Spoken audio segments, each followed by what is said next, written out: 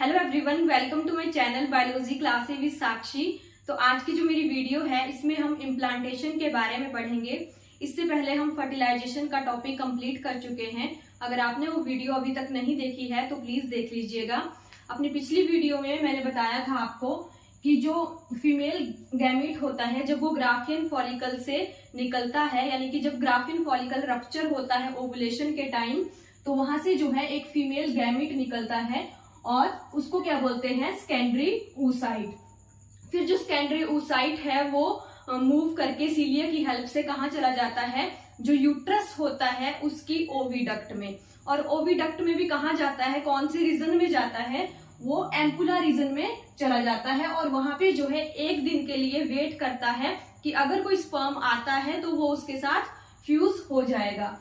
तो ampulla reason में क्या होता है, जब स्पर्म आता है तो वो सेकेंडरी oocyte के साथ फ्यूज होता है और इसी टाइम पे जो है जो सेकेंडरी oocyte है वो ओवम में ट्रांसफर होता है। इससे पहले ओवम को सेकेंडरी oocyte इसलिए बोला जाता है क्योंकि वो मियोसिस 2 के प्रोफेज 2 में अरेस्ट होता है और जैसे ही फर्टिलाइजेशन होनी होती है वो जो है ओवम में ट्रांसफॉर्म हो जाता है उसका, एक तरह से हम ये बोल सकते हैं। फिर जो है स्पर्म और ओवम का न्यूक्लियस आपस में फ्यूज करता है और क्या बनाता है, एक डिप्लॉइड स्ट्रक्चर बनाता है और उसको क्या बोलते हैं, जाइगोट। स्पर्म के पास जो है 23 क्रोमोसोम होते हैं और ओवम के पास भी 23 क्रोमोसोम होते हैं।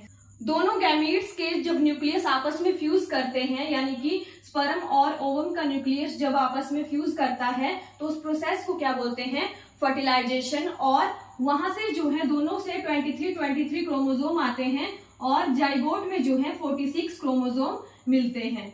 तो इस तरीके से जो ये डिप्लॉइड स्ट्रक्चर मिलती है जाइगोट, ये एक टाइप का टोटीपोटेंट सेल होता है, यानी कि इस सेल में इतनी कैपेसिटी होती है कि ये हमारे जैसा एक फुल कॉम्प्लेक्स ऑर्गेनिज्म बना के रेडी कर देता है। कैसे, जाइगोट में जो है डिवीजन होती है, यानी कि जाइगोट जो है डिवाइड कर सकता है और एक सेल से 2, 2 से 4, 4 से 8 ऐसे सेल डिवाइड करते हैं और हमारे जैसा एक कॉम्प्लेक्स ऑर्गेनिज्म बनके रेडी हो जाता है। यानी कि एक डिप्लॉइड सेल से एक फुल ऑर्गेनिज्म बनके रेडी हो जाता है। यहाँ तक का जो प्रोसेस था वो हम फर्टिलाइजेशन में पढ़ चुके हैं। जाइगोट बनता कहाँ है, ये भी एम्पुला रीजन में ही बनता है, ओविडक्ट के। यानी कि यूट्रस की जो 2 ओविडक्ट्स होती हैं उनमें से किसी एक ओविडक्ट के एम्पुला रीजन में जो है जाइगोट बनेगा। जाइगोट की जो ये आउटर कवरिंग है इसको क्या बोलेंगे, जोना पेलुसिडा। अब क्या होता है, इस जाइगोट में डिवीजन स्टार्ट होती है, माइटोसिस डिवीजन। माइटोटिकली जो है ये सेल डिवाइड करता है और एक सेल से क्या, एक डिप्लॉइड सेल है उससे जो है 2 सेल बन जाते हैं, यानी कि क्लीवेज होती है। एक तरह से हम ये बोल सकते हैं माइटोटिक डिवीजन होती है और एक सेल से 2 सेल बन जाते हैं।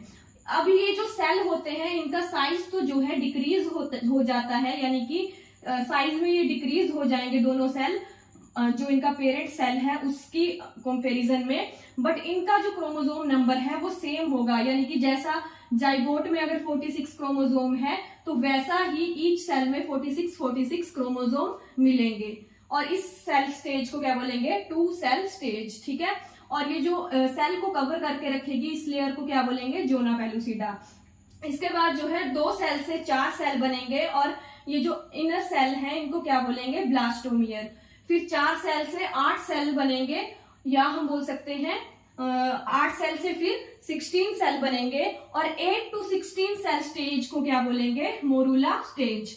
यानी कि जब सेल 2 से 4, 4 से 8, 8 से 16 ऐसे डिवाइड करेंगे तो जब 16 सेल स्टेज आ जाएगी तो उस स्टेज को क्या बोला जाएगा, मोरूला स्टेज। अब जाइगोट तो ओविडक्ट के एम्पुला रीजन में बना था, जो कि स्वोलन पार्ट होता है वहां पे बना था।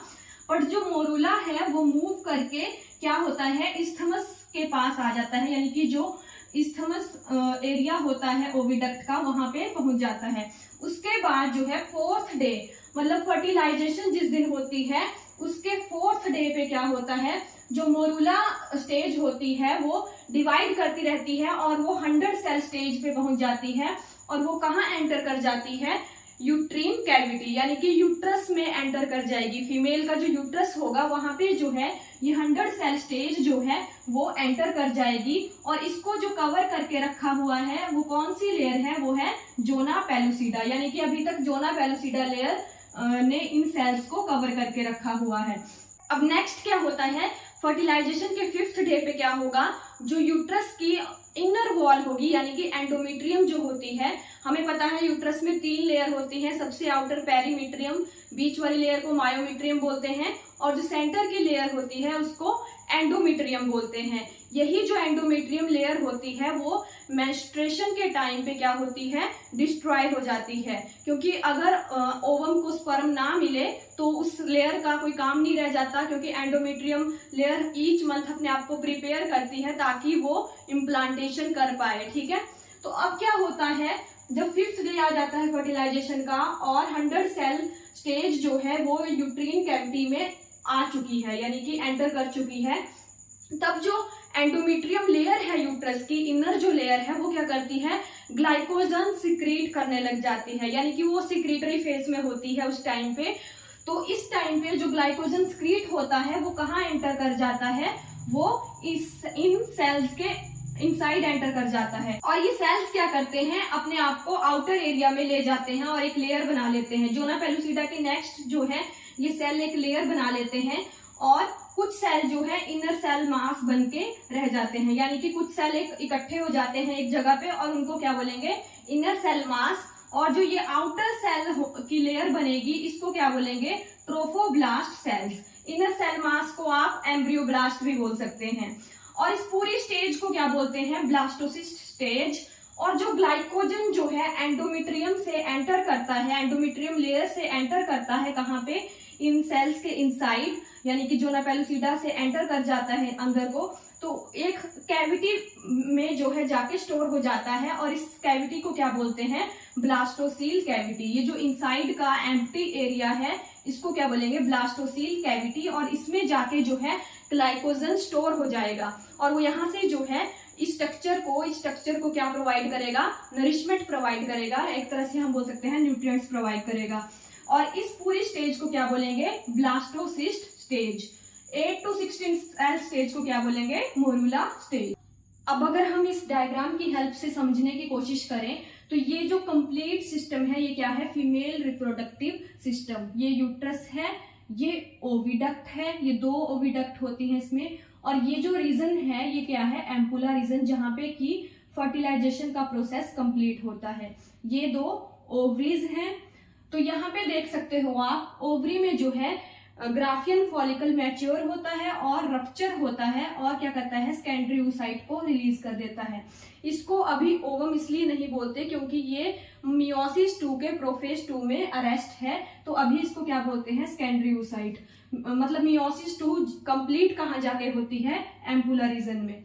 तो यहाँ पे जो है वो जो सेकेंडरी oocyte है वो एक दिन वेट करेगा और अगर कोई स्पर्म आके इसके साथ फ्यूज हो जाता है तो क्या होगा, फर्टिलाइजेशन का प्रोसेस जो है वो कंप्लीट हो जाएगा और ओवम और स्पर्म के फ्यूजन से प्रोडक्ट बन जाएगा जाइगोट। और यहीं पे जो है मियोसिस 2 भी कंप्लीट होगी और सेकेंडरी oocyte से ओवम बन जाएगा और ओवम और स्पर्म के फ्यूजन से जाइगोट बन जाएगा। जाइगोट जो है एक डिप्लॉइड सेल है और या हम बोल सकते हैं एक टोटिपोटेंट सेल है जिसमें की डिवीजन होगी और डिवीजन होके एक ऑर्गेनिज्म बनेगा। तो जाइगोट में क्या होता है, माइटोसिस डिवीजन होती है और एक सेल से कितने सेल बन जाते हैं, 2, फिर 2 से 4, 4 से 8, 8 से 16 सेल स्टेज आ जाती है जब, तो उस स्टेज को क्या बोलते हैं, मोरूला स्टेज। ये जो 16 सेल यानी कि 16 सेल की जब 8 से 16 सेल की जब स्टेज होती है तो उसको मोरूला स्टेज बोलते हैं। अब जो जाइगोट है वो मोरूला बन चुका है और कहाँ पे आ गया है, ओविडक्ट के इस्थमस रीजन में, यानी कि मूव करके यहाँ पे पहुंच चुका है। फिर जो मोरूला है वो और डिवाइड करता रहेगा, यानी कि जो सेल्स हैं वो डिवाइड करेंगे और क्या बना देंगे, एक 100 सेल स्टेज बना देंगे। अब ये 100 सेल स्टेज कहाँ पे एंटर कर जाएगी, यूट्रीन कैविटी, यानी कि यूट्रस में एंटर कर जाएगी। अब यूट्रस की जो है मैंने बताया था 3 लेयर होती हैं, पेरीमीट्रियम जो आउटर लेयर है, मायोमेट्रियम जो कि सेंटर लेयर है और एंडोमेट्रियम जो कि थिक लेयर है। और ये प्रिपेयर होती है इम्प्लांटेशन के लिए। ईच मंथ ये लेयर अपने आप को प्रिपेयर करती है कि दोनों जो गैमीट्स हैं वो फ्यूज हों और जो स्ट्रक्चर है वो यहाँ आके इम्प्लांट हो जाए। तो इस तरीके से अब क्या होगा, जो एंडोमेट्रियम लेयर है वो ग्लाइकोजन सिक्रीट करना शुरू कर देगी, क्योंकि ये अपने सिक्रीटरी फेस में है। तो यहाँ से जो है ग्लाइकोजन कहाँ पे एंटर कर जाएगा, इस स्ट्रक्चर में एंटर कर जाएगा और सेल जो है आउटर लेयर बना लेंगे और कुछ सेल जो है इनर उसमें ऐड हो जाएंगे। तो इन आउटर सेल को बोलेंगे ट्रोफोब्लास्ट और इनको बोलेंगे इनर सेल मास। ये स्टेज कब आती है, यानी कि ब्लास्टोसिस्ट स्टेज कब आती है, ये फर्टिलाइजेशन के 5th डे पे आती है। यानी कि फर्टिलाइजेशन का जो प्रोसेस हुआ होता है उसके 5th डे पे ब्लास्टोसिस्ट बन जाएगा और उसमें जो है ग्लाइकोजन एंटर कर जाएगा यूट्रस की एंडोमेट्रियम लेयर से। और इस ग्लाइकोजन का क्या रोल होगा, ये नरिशमेंट प्रोवाइड करेगा इस स्ट्रक्चर को। ये जो स्ट्रक्चर है इस स्ट्रक्चर को न्यूट्रिशन प्रोवाइड करेगा।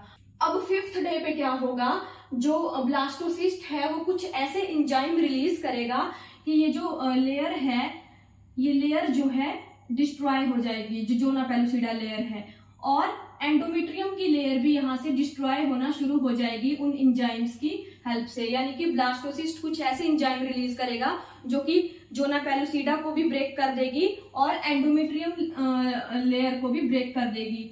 और यहाँ से जो है अब ये ब्लास्टोसिस्ट कहाँ एंटर कर जाएगा, यूट्रस की एंडोमेट्रियम लेयर के इनसाइड। तो इस तरीके से 7th डे में जो है इम्प्लांटेशन का जो प्रोसेस है वो कंप्लीट हो जाएगा।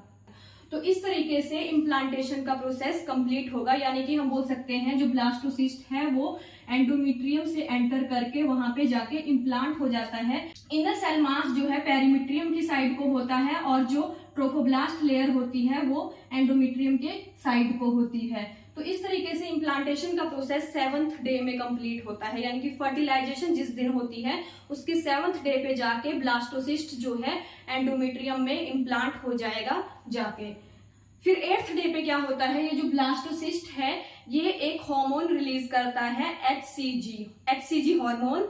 और उसका क्या रोल होता है, वो उसको आप यूरिन में डिटेक्ट कर सकते हो और उससे पता लग जाता है कि कोई भी फीमेल जो है प्रेग्नेंट है या नहीं है। अगर वो हार्मोन आपको यूरिन में मिलता है तो जो ब्लास्टोसिस्ट है वो कहाँ पे, यूट्रस में जाके इम्प्लांट हो चुका है। अब हम इम्प्लांटेशन की डेफिनेशन के बारे में भी जान लेते हैं। The attachment of the fertilized egg और blastocyst to the wall of the uterus at the start of pregnancy. यानी कि जो ब्लास्टोसिस्ट होता है उसकी अटैचमेंट कहाँ पे होगी, यूट्रस की वॉल पे। जो ब्लास्टोसिस्ट होगा वो जाके यूट्रस की वॉल में जाके अटैच हो जाएगा। उस प्रोसेस को क्या बोलते हैं, इम्प्लांटेशन। यानी कि प्रेगनेंसी का हम बोल सकते हैं एक तरह से अर्ली जो स्टेप होता है उसको इम्प्लांटेशन बोलेंगे। जब फर्टिलाइज्ड एग और जिसको कि ब्लास्टोसिस्ट बोलेंगे जिस स्ट्रक्चर को, वो आके यूट्रस की वॉल में आके इम्प्लांट हो जाएगा, या हम बोल सकते हैं यूट्रस की वॉल में आके अटैच हो जाएगा। तो इस तरीके से हमने इम्प्लांटेशन का टॉपिक कंप्लीट कर लिया। अगर आपको मेरी आज की वीडियो अच्छी लगी हो तो प्लीज वीडियो को लाइक कीजिएगा, शेयर कीजिएगा और कमेंट भी जरूर कीजिएगा। Thank you.